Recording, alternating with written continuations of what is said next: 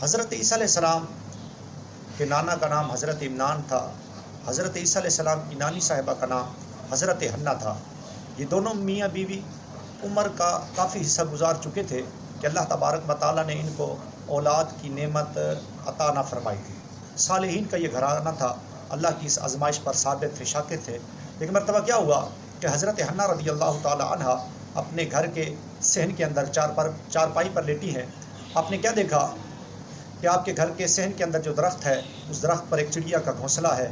چڑیا اپنی چونچ کے اندر دانہ لے کر آتی ہے، آ کر اپنے گھونسلے میں بیٹھتی ہے. اس کے گھونسلے میں جو چھوٹے چھوٹے بچے ہوتے ہیں، اپنی چونچ ان بچوں کی چونچ کے اندر داخل کر کے وہ دانہ ان کے پیٹ میں منتقل کرتی ہے. حضرت حنہ نے جب یہ پیار بھرے لمحات دیکھے تو آپ کا دل بھر آیا. اللہ کے حضور عرض گزار ہوئی، اے مولا کریم، جب تو جانوروں پر اتنا مہربان ہے کہ ان کو اولاد کا پھل عطا فرماتا ہے، اولاد کی محبت عطا فرماتا ہے، تو مالک کریم ہم بھی تیرے ہی بندے ہیں، تو ہمیں بھی یہ نعمت عطا فرما. جب تو ہمیں یہ نعمت عطا فرمائے گا، اولاد کا انعام عطا فرمائے گا، اے مولا کریم میں تیرے حضور یہ منت مانگتی ہوں کہ جب تو مجھے نیک اولاد عطا فرمائے گا تو میں اس اولاد کو تیرے رستے میں تیری عبادت کے لیے وقف کر دوں گی. چنانچہ اللہ تبارک و تعالیٰ نے دعا کو قبول فرما لیا. حضرت حنہ رضی اللہ تعالیٰ عنہا حاملہ ہوئی. جب وضع حمل ہوا تو اللہ تبارک و تعالیٰ نے آپ کو ایک نیک صالح بیٹی عطا فرما دی. بیٹی تو مل گئی، لیکن آپ پریشان ہو گئی کہ اب کیا کریں، کہ ہم نے تو یہ منت مانی تھی کہ اللہ کے حضور عبادت کے لیے اس کو ہم وقف کر دیں گے. اب بیٹی ہے تو بیٹی کے تو بڑے معاملات ہوتے ہیں، اب ان کو کیسے وقف کیا جائے. جب بیٹی عالم شعور کو پہنچی تو انہوں نے اپنی منت کے مطابق ان کو وقف کرنا چاہا کہ ہم اس کو اللہ کے گھر کے لیے، عبادت کے لیے وقف کر دیتے ہیں. چنانچہ انہوں نے یہ سوچا کہ ہم اس کی کفالت کسی بوڑھے شخص کو عطا فرما دیں. پورا ڈالا گیا. جب پورا ڈالا تو اس وقت کے نبی حضرت زکریا علیہ السلام کے نام کا پورا نکلا، جو رشتے میں حضرت مریم کے خالو بھی ہیں. چنانچہ حضرت زکریا علیہ السلام نے آپ کی کفالت کی ذمہ داری لے لی اور آپ نے حضرت مریم رضی اللہ تعالی عنہا کی عبادت کے لیے مسجد اقصیٰ کے ایک حجرے کا اہتمام کیا. حضرت مریم اس حجرے کے اندر داخل ہو گئی، وہاں پر آپ عبادت کرتی. صبح و شام حضرت زکریا علیہ السلام ان کا کھانا لے کر جاتے.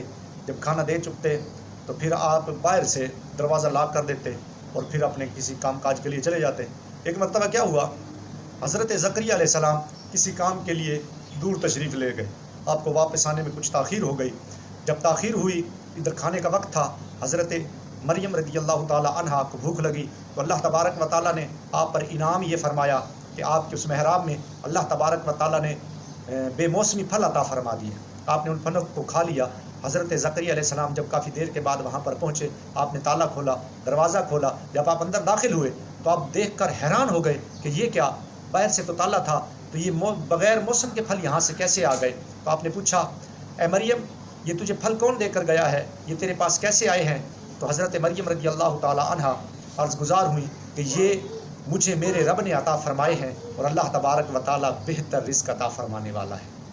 حضرت زکریا علیہ السلام جو اللہ کے نبی تھے، آپ سمجھ گئے کہ اللہ تبارک و تعالیٰ کی قدرت کی طرف سے اشارہ ہے کہ اللہ تبارک و تعالیٰ قادر مطلق ہے، کہ اللہ تبارک و تعالیٰ موسم اور غیر موسم کا محتاج نہیں ہے. جب وہ چاہتا ہے، جسے چاہتا ہے ویسا ہی پھل عطا فرما دیتا ہے. حضرت زکریا علیہ السلام نے دیکھا کہ اس مقام پر ابھی اللہ تعالیٰ کا انعام ہوا ہے، اللہ تعالیٰ کا فضل ہوا ہے، اللہ کی مہربانی ہوئی ہے، اللہ کی رحمتوں کا نزول ہوا ہے. تو آپ نے وہیں کھڑے ہو کر دعا مانگی، اے الہ العالمین تو اس بات پر قادر ہے کہ تو اپنے بندوں کو بے موسم کے پھل عطا فرما سکتا ہے، بے موسم کے پھل عطا فرما دیتا ہے. تو میں بھی عمر کے اس حصے کے اندر ہوں، اس ضعیفی میں ہوں کہ جس حصے میں اولاد کی نعمت نہیں ملتی، لیکن مولا تو تو قادر ہے، تو تو عطا فرمانے والا ہے، تو تو عطا فرما سکتا ہے. مجھے بھی اولاد کی نعمت سے سرفراز فرما، مجھے بھی اولاد کا پھل عطا فرما، عمر کے اس حصے میں بے موسمہ مجھے بھی پھل عطا فرما. چنانچہ اللہ تبارک و تعالیٰ نے حضرت زکریا علیہ السلام کی دعا کو قبول فرما لیا اور اس دعا کو اللہ تبارک و تعالیٰ نے سورہ آل عمران کے اندر بیان کیا کہ اللہ تبارک و تعالیٰ نے سورہ آل عمران کے 4 رکوع کے اندر اس بات کو بیان کیا کہ ہنالک دعا زکریا ربہ، کہ جب حضرت زکریا علیہ السلام نے وہاں پر کھڑے ہو کر دعا مانگی. کیا دعا مانگی؟ اے الہ العالمین تو مجھے ایک نیک صالح بیٹا عطا فرما. تو اللہ تبارک و تعالیٰ کی طرف سے فرشتوں نے یہ اعلان فرمایا، یہ ندا فرمائی کہ اے زکریا علیہ السلام، اللہ تبارک و تعالیٰ تجھے خوشخبری عطا فرماتا ہے، تجھے بشارت عطا فرماتا ہے، تجھے ایک نیک صالح بیٹے کی خوشخبری دیتا ہے کہ جس کا نام اللہ تبارک و تعالیٰ نے یحییٰ رکھ دیا۔ چنانچہ اللہ تعالیٰ نے وہاں پر کھڑے ہونے کی برکت سے جو حضرت زکریا نے دعا مانگی، اس دعا کو قبول فرمایا۔ اس کو قبول فرمانے کے بعد اللہ تعالیٰ نے حضرت زکریا علیہ السلام کو اولاد کا پھل عمر کے اس حصے میں عطا فرمایا کہ جس حصے میں اولاد کی نعمت ملا نہیں کرتی۔ اللہ تبارک و تعالیٰ نے آپ کو ایک بیٹا عطا فرمایا اور اس بیٹے کو نبوت کا تاج پہنایا اور اس کا نام حضرت یحییٰ علیہ السلام رکھا۔ تو سامعین مکرم، اللہ تبارک و تعالیٰ ہر شے پر قادر ہے۔ اللہ تبارک و تعالیٰ ہر موسم میں اولاد کا پھل عطا فرما سکتا ہے۔